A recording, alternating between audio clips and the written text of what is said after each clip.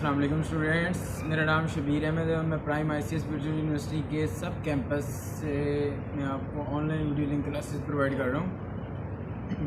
तो last time हमने lecture number 40 पे इसको वाइंड अप किया था। लेक्चर नंबर 40 क्या था हमारे पास? Matrix and system of linear first order equations. ठीक है, उसमें हमने जो हमारे पास लीनियर फर्स्ट ऑर्डर इक्वेशंस है उसको हमने मैट्रिक्स में हमने कन्वर्ट किया था। फिर मैट्रिक्स में उनको कन्वर्ट करने के बाद हमने फिर उसका सोल्यूशन फाइंड आउट किया था, XC यानी कम्प्लीमेंट्री सोल्यूशन, और फिर इनिशियल वैल्यू प्रॉब्लम्स के थ्रू, और सुपरपोजिशन प्रिंसिपल भी मैंने उसमें आपको करवाया था। ठीक है, और लीनियर डिपेंडेंट सोल्यूशन और इंडिपेंडेंट सोल्यूशन ये भी मैंने उसमें आपको, ये टोटल 5 टॉपिक्स थे जो कि मैंने लेक्चर नंबर 40 में आपको करवाए। तो अभी हम लेक्चर नंबर 41 स्टार्ट करने जा रहे हैं जो कि कंटिन्यूशन टू लेक्चर नंबर 40 है। ठीक है, यानी इसमें वही सेम मेथड, इसमें भी उसी तरह की मेथड अप्लाई किए गए, लेकिन इसमें एक दो चीज़ों का इजाफा किया गया है, वो मैं यहाँ पे आपको बताऊँगा। फर्स्ट ऑफ ऑल कि जो आपके पास एक डिफरेंशियल इक्वेशन गिवन होगी उसका आप सोल्यूशन फाइंड आउट करोगे।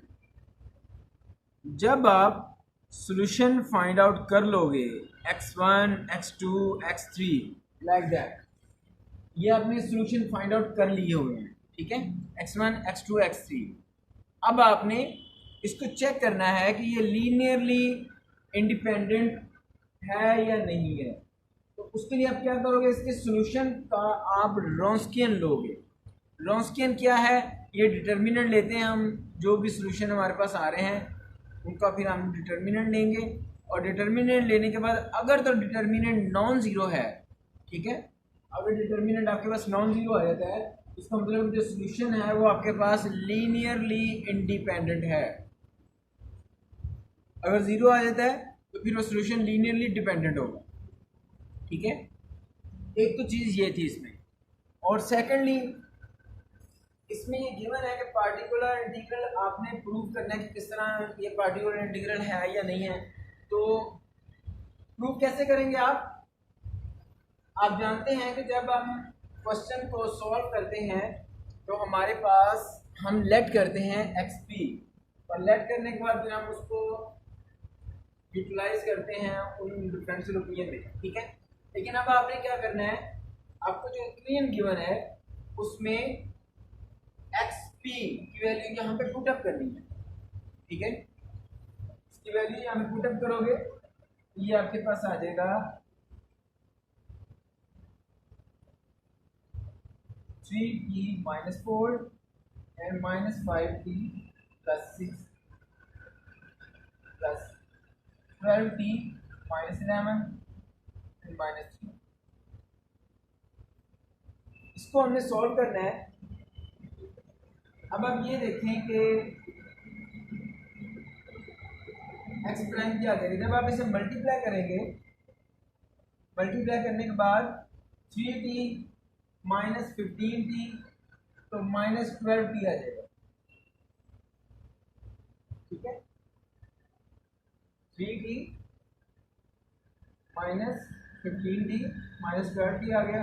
फिर उसके बाद हमने क्या करना है, 5 3 15 एंड माइनस 15, तो ये आपके पास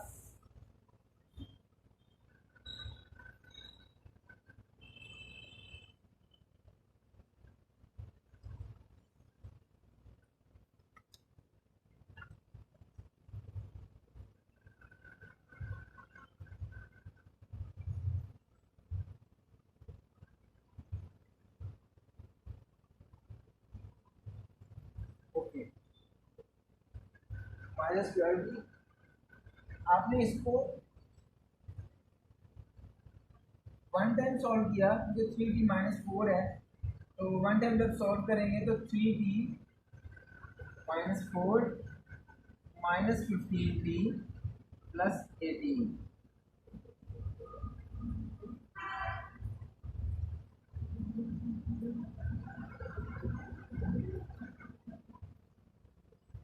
राइट, इससे ये आ जाएगा हमारे पास फिर 5 3 15t -20 -15 की एंड प्लस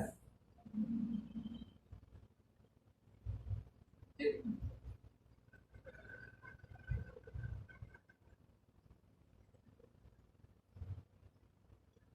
वन को 3 मल्टीप्लाई किया, फिर 3 को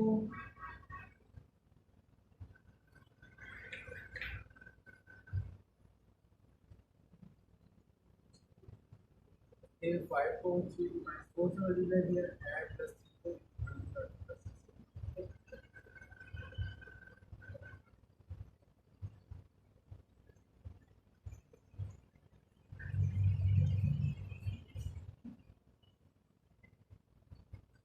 अब इसका आंसर हमारे पास क्या आएगा?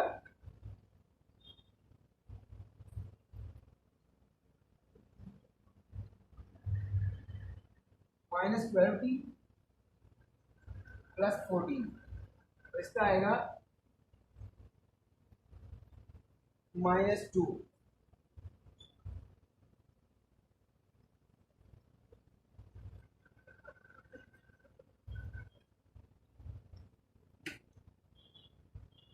अब आप ये देखें, इसका हमारे पास आंसर जो आ रहा है एक्स प्राइम का, वो आ रहा है +3 एंड -5। जबकि आप एक्स पी का अगर डेरिवेटिव लो डायरेक्ट तो वो भी 3 -5 आ रहा है। इसका मतलब ये हमारे पास प्रूव हो गया कि एक्स पी जो है इसका पार्टिकुलर इंटीग्रल है। ठीक है, ये सेकंड था इसके अंदर। थर्ड जो है वो कम्प्लीमेंट्री फंक्शन है, वो उसी तरह फाइंड आउट करना है हमने जिस तरह के होमोजीनियस इक्वेशंस का हम सॉल्व करते हैं। ठीक है, तो नॉन होमोजीनियस में ये होता है कि आप पहले उसको होमोजीनियस बनाएं और कम्प्लीमेंट्री फंक्शन फाइंड करने के बाद फिर आप पार्टिकुलर इंटीग्रल फाइंड करें। ठीक है, एक्स पी।